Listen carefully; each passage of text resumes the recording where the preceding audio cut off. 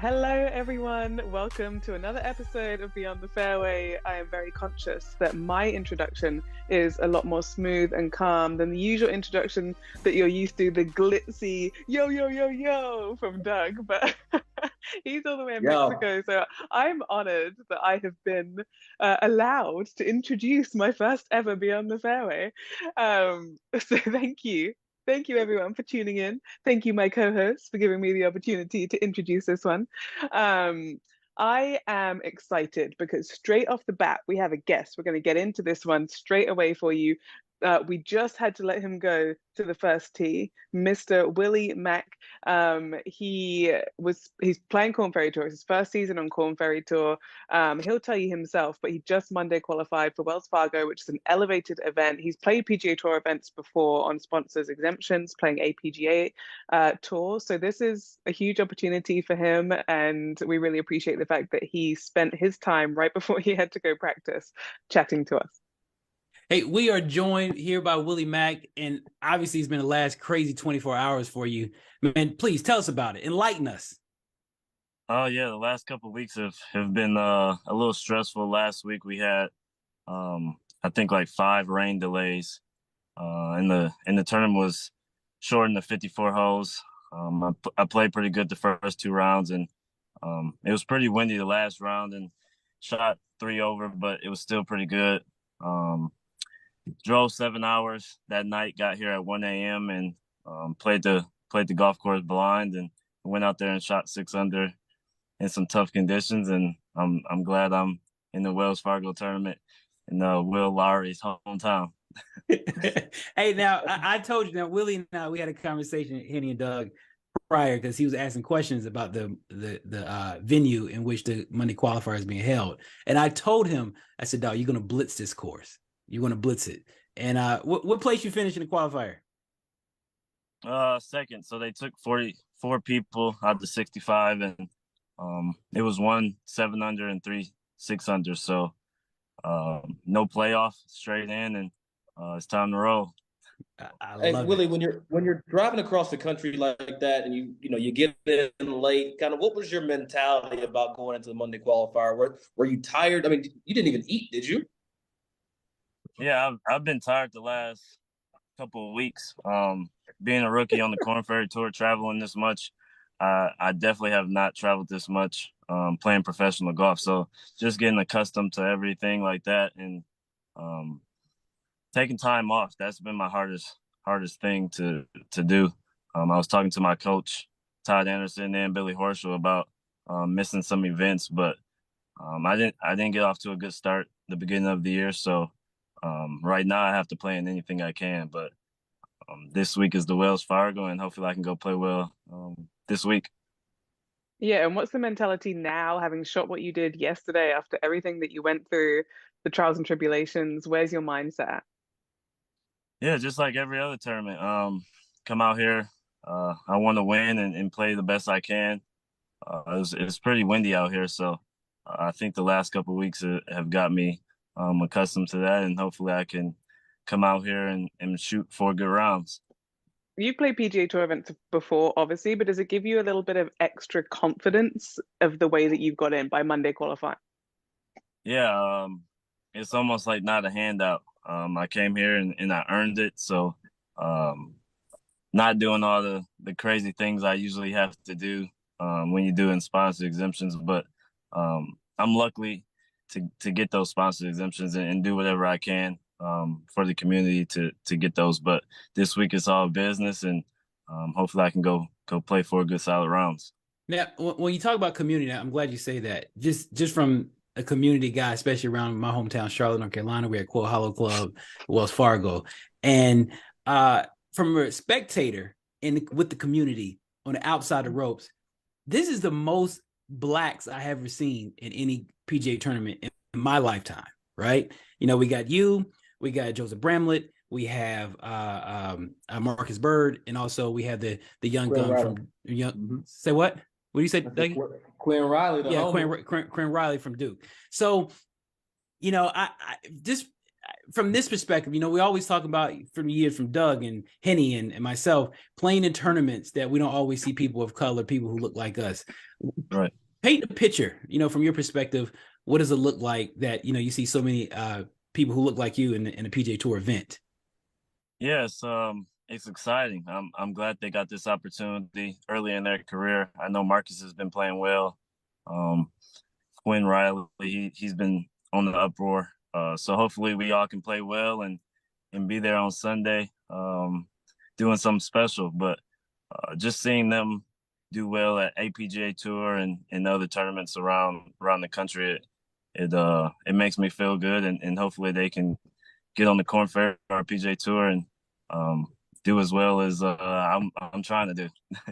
Willie, having gone through what you've gone through to get to the Korn Ferry Tour from the APGA Tour, and you got these guys coming up kind of behind you in a sense, what's knowing what you know now, what's your advice to them as they're going through the exemption process, playing in their first couple tour events and trying to get to where you have gotten?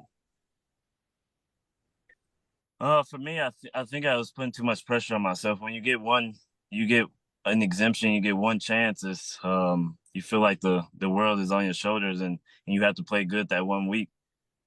And everybody knows golf's not like that. So to go out there and get a first couple starts on the PGA Tour, it's rough. And just my advice, I've told them, have fun and try to soak it all in. And I think if you play well, it'll all take care of itself. Well, Willie, you provided yourself this opportunity. We appreciate you spending time with us. We are your one media outlet that you had to do before the week Right. got underway. I know you're trying to get to the first tee now, so we appreciate you spending time with us and letting us know your thoughts and feelings. Congratulations on playing this week, and I'm sure Will be out there, but we will be watching every single step of the way. I'm gonna see you in 20 minutes. All right, thank you. Appreciate for having me on. Yeah, I mean, this is wild because this event means a lot to me.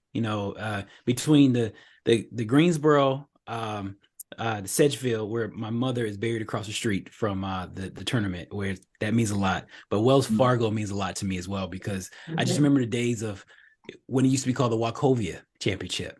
And I remember when Joey Sindelar won the first ever Wachovia Championship, right? And I just remember just being in the crowd, and not this before the big break and all that stuff. And I just remember that feeling, just walking through the gates. And I think I met Bo Van Pelt here at Wells Fargo when he was a player. So, to see that, one of my dear friends, Willie Mack, and seeing good friend, Quinn Riley and as well as Marcus Bird playing in this event. It's I saw myself playing in it, but I will be a second, B to this. but yeah, man, this means a lot, and I can't wait. Once I get off this thing with you guys, I'm heading out there to have my pom poms and rooting these guys on. I can feel your excitement through the screen. I am, man. I mean, I spent many drunken walks down the cart paths, having great times, enjoying golf. Met a lot of great people from a networking standpoint, the who's who in Charlotte and just in business and golf in general. And this is a great, this is a pure example of what golf is all about from a networking standpoint and enjoying golf in its purity in its purest form. So yes, I wish you guys were here. No, Will, it's interesting. This week he's in as a Monday qualifier, not as a sponsor invite. He can go kind of be under the radar. Yeah, and that's what makes it so great, because I remember we had a conversation with Wyatt, and you remember he was speaking to all the obligations that he had to take place when he got an exemption. But even in the PGA Championship, he didn't even get an exemption. He still earned his way in, but because he was the only one, they made him do all kind of interviews and media obligations. So I'm really interested to see how Willie performs this week, because like you said, he doesn't have to do shit. He can just go out there and play golf. But that's so powerful though, because obviously we had that whole podcast episode premise that we did with Wyatt Worthington, which is well worth a listen back to if you missed that. It was really powerful. But that whole premise was, Will, you saying to both of us, you were like, this is really bothering me, that this is an issue that Black players who are getting sponsors exemptions into events have to deal with above and beyond perhaps their white counterparts that are getting sponsors exemptions into events. And the premise was that all of these extra things are draining on energy, time, and resources that you would otherwise spend, quote unquote, because it's not financial, on your game, on focusing on what you had to do, and therefore actually elevating yourself. And it was really interesting for me that we spoke to him for what, under 10 minutes? Mm-hmm. And that was something that he brought up on his own in terms of how different it felt. Yeah, I mean, go ahead. It's like they want to swing the diversity flag, a lot of these companies. And like once they get the players in, it's like, hey, look at us. We got one. we got one. Let's have them jump through hoops and in all the interviews and make sure you take all the right pictures. and it was so funny. I remember seeing Marcus Bird, I think it was during the Honda, and I saw a review and I was like, yeah, he's tired. He was just, I just want to thank everybody. It's a tough course. I said, man, he's on his umpteenth interview and he has not seen the course as of yet. So this is a good moment. And the point is, the reason why it's frustrating is because these are talented young men who are being given an opportunity, and we want to see them be able to spread their wings and fly and make the most of it. And it's like you got clipped wings before Thursday's tee time even gets underway. Well, Henni, you go back to Willie getting into Mayakoba. What's it called? They had the Pro-Am on Monday. They had another Pro-Am on Tuesday. And then they had a Pro-Am Wednesday. Willie did not play a practice round for the Mayakoba Championship. He actually played that blind. So this is a whole different experience for him this week. I kind of wish they would clarify that, because sometimes that can look as if the player's not prepared or he's not ready to be on a PGA Tour. I mean, I wish sometimes we can get in depth and say, hey, this is, broadcasters, we know how to kind of include that, implement that. Hey, this is Willie Mack, first time seeing the course as he prepares for his second shot in the first fairway. Like stuff like that, just to kind of give him some type of caveat. Because Doug, you did a great job during the APGA Farmers Insurance Invitational, when you said that you gave a disclaimer. This is the first time these guys saw the course in these tough conditions, and it made it easier for the audience to kind of like give a little bit of grace, just a little bit, but we had just a smidgen. So I just think that I think we have to start indicate that and do our research as broadcasters. Speaking of Dougie's sparkling broadcast career, Doug, you were out in Mexico. You still are, but you were out there last week in Puerto Vallarta for the PGA Tour event that Tony Finau eventually won. And obviously you crushed it, but what were your feelings after that week? Because you came away pretty excited. No, man, I came away buzzing. One, I think this is an event that people need to come down to, like players. I feel like the field was a little light overall, but the experience, the golf course, the hospitality, tours talk about growing the game. We talk about the other tour growing the game. Well, guess what? This is playing an event, down here in Mexico and letting people get a chance and an opportunity to see their heroes up close and personal. That's how you grow the game. There's a little girl, and I don't know if my audio is going to work long enough. There's a little girl. She was walking into the course. She pulled away from her father, and she was like, John Rahm, and like she was probably 6 years old, and she was so excited to see John Rahm. And there were so many kids that play golf down here, that are part of first tee organizations down here, that won't get an opportunity to see the tour. And this event matters to growing the game to me. And you got to get down here. You just have, there's no other way to describe it. And for the record, everybody told me, oh, you're going to Mexico. Be careful. I'm fine. I'm doing pretty damn good down here in Mexico. So it just, I kind of hate some of the, stereotypes that, it gets down here, but you go to the wrong side of Chicago and there's going to be some smoke. I'm just like, no. So, how did that make you feel though when you saw that little girl, had that much excitement toward John Rahm? Well, it's funny because I'm watching Rahm hit the ball and I'm supposed to be talking about, the wind's off the right. He's got blah, blah, blah. And I was like, I said it on air. I said, I'm supposed to be talking about golf right now, comma. But there's a little girl that's right in front of me that just ripped her arm from her dad and ran 10 yards up the fairway and tried to get underneath the rope so she could see John Rahm hit one damn golf shot. It's our job, too, to also paint some of these pictures that are going on other than just the shot in the air. Yeah. It's more important. I'm very proud right now. Yeah, me too. It inspired me. But yeah, and I think that's where that's another level when you say that you're the intermediate between golf and fans. And so, like you said, by painting that picture, now you can have the ability to paint the authentic picture coming from your emotion, your standpoint. I mean, but these kids had it like, I think we take it for granted. Like the tours go to Charlotte and then go to Texas for Colonial Byron Nelson, and then up to the PGA Championship, and we're gonna do our little ditty for how we do what we do. Will, and I just think sometimes we forget that making golf tangible is it helps grow the game. Like this. Well, speaking of growing the game, we just got finished shooting. I was in Albuquerque, New Mexico. I was in a newer part of Mexico. Doug, we did a episode of Home Course Advantage, and we surprised a certain somebody in the field with an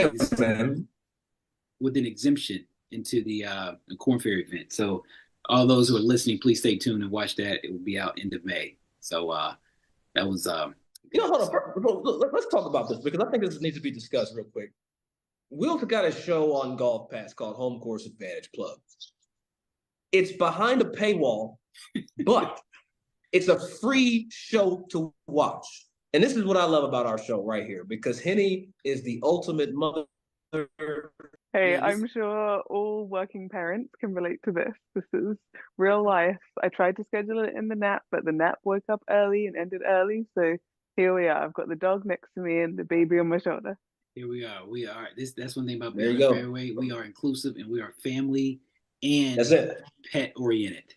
But no, Will, I just feel like it's not. I don't think we've done a good job letting people know that show is accessible. Because one, I think you've done a hell of a job. I think the damn trailer brought tears to my eyes. I just think more people need to watch it. So I'm plugging your show. Damn it, I don't care. NBC, do a better job. I don't care. Call them out. Yeah, I appreciate it. I appreciate it. It's all about it's not what you know, it's not who you know, it's who knows you. So given the fact that I'm kind of getting more in depth in the golf world, starting to create some relationships, and it's kind of the pillars that I stand on is culture, education, opportunity. So just create connections. That's all it's about. This impact, this creating connection, removing my ego, get out the way. And that's kind of just what it's all about. I'm so passionate about growing this game because I know what it's done for me. But yeah, so talk about growing the game though. Well, where do you? And I think this is up for discussion, and because I think a lot of us get confused when we say grow the game as a blanket statement. I feel like there's segments of the game that needs to be grown. So when you make a statement like that, Will, what do you mean? What I mean by that is, in all honesty, I hate the word growing the game. I hate the statement growing the game. I really want people to grow through the game. So there we go. Okay, that makes more sense. Yeah. So how can we, utilize golf to, increase opportunity, career opportunity in various spaces that golf can be that conduit, and I think, when you grow through the game, that leaves opportunity to grow through the game from brand perspective, how to communicate to other audiences. You can grow through the game from a manufacturer perspective of really how to reach other audience through your product, which can, increase the bottom line, and also grow through the game just from the junior space. Put them in spaces to where they can have the opportunity to flourish and play in different talent pools. Hence the underrated golf tour, what they're doing there. So it's growing through the game, man, is all I care about. So that's really my shtick. I was going to subject change slightly to something. It sort of ties in, I guess, but something that we previewed last time that we were on a couple weeks ago. And it's something that's on my mind, and I don't know the way forward with it, but I want to talk about tokenism. Mm. And I had a situation where I was doing something with someone who was Black, but they were very, very, very bad at what it was that we were doing. And I have to be somewhat vague because I don't want to ruffle feathers. Fair. Happens. But this person was really bad, and I spoke to a leader of the Black community and told them my concerns, and they agreed. And I spoke to someone within the company we were in, and they agreed that yes, this is tokenism. Like, that's what it is. The intentions were good, right? But actually, from my point of view, this person wasn't put through their paces in the same way that every other person in that role is. Because there are so few and far between Black people that could be in this role that they were just given the role. And it made me angry on a few levels. It made me really angry that this person didn't do the work to be prepared to be there for the opportunity. And when it was obviously not good, maybe this person thought that it was good, but it really was not. And on advice given, just didn't really act on it, didn't prepare better. The leader from the community said to me, you should not call this out, that this is, we need to bring this person on side and we need to teach them, we need to train them. And I'm like, no. For me, no. You've been given an opportunity and you've messed up. So I don't care who you are. Like, it's even more important that you should prepare. That's what we've always been told, right? For better or for worse. You got to be twice as good. So they took advantage of their tokenism in a way. Like, but I think they are. This person, I think they're taking advantage of their tokenism by thinking they don't have to do anything because it's just been handed to me. See, that right there, though, that right there makes our white colleagues that much more angry. Now, when I was doing this thing, well, no, it was I could think in my like, head no, we tried it, and he was bad. Yeah, exactly. Right. Like, luckily, we had one in here. Right. Go ahead, Henni. But I literally was angry. I came home late, and I was very angry about the whole thing. Yeah.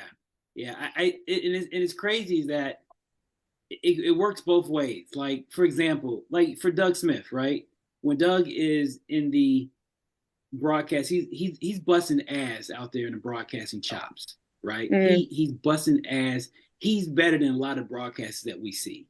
At first, I thought when Doug had his opportunity, it was let's just go ahead and put him out there and see how it works. Let's just see how it works. Yeah. Let's just try it.